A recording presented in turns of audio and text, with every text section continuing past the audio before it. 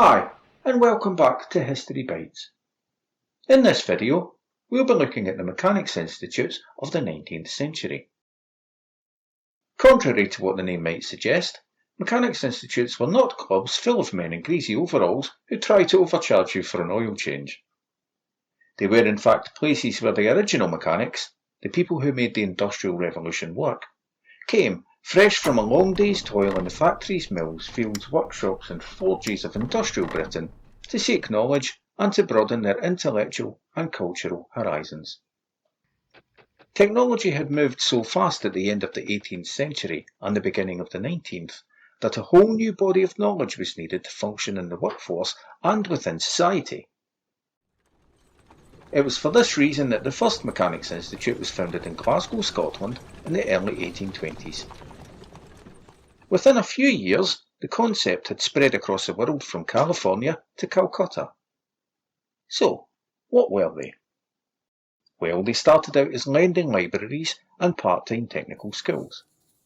However, they soon grew beyond their original remit and became multi-role community resources which could, and often did, function as leisure centres, museums, exhibition centres, concert halls, public lecture halls, banks, elementary schools, and even public baths.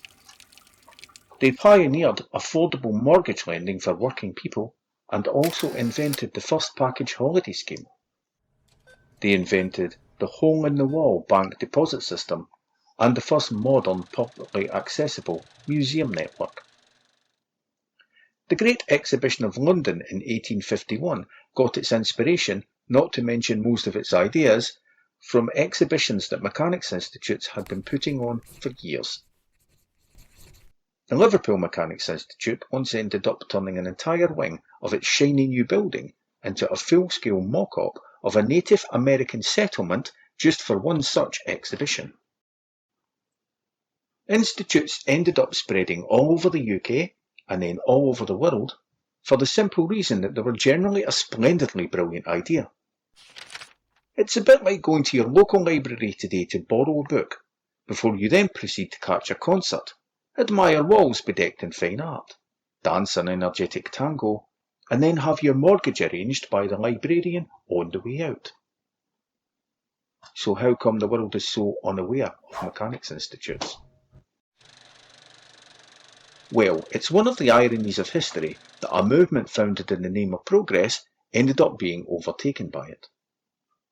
In the UK, increasing government involvement in, and oversight of, education removed the need for institutes as such, although many changed their names, becoming technical colleges and athenaeums, while others became community centres, bingo halls, or simply fell into ruin.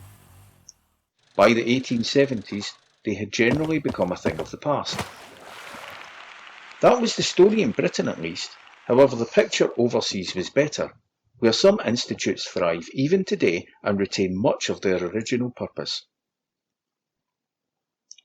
The San Francisco Mechanics Institute, for instance, is still open today and is home to the longest continuously operating chess club in North America. So the next time you visit the theatre, or go to a museum, or borrow a book, or go on holiday, or visit the bank, or even take a bath, spare a thought for the poor unsung Mechanics Institutes of history, and a time when you can have done all of these things at the same place.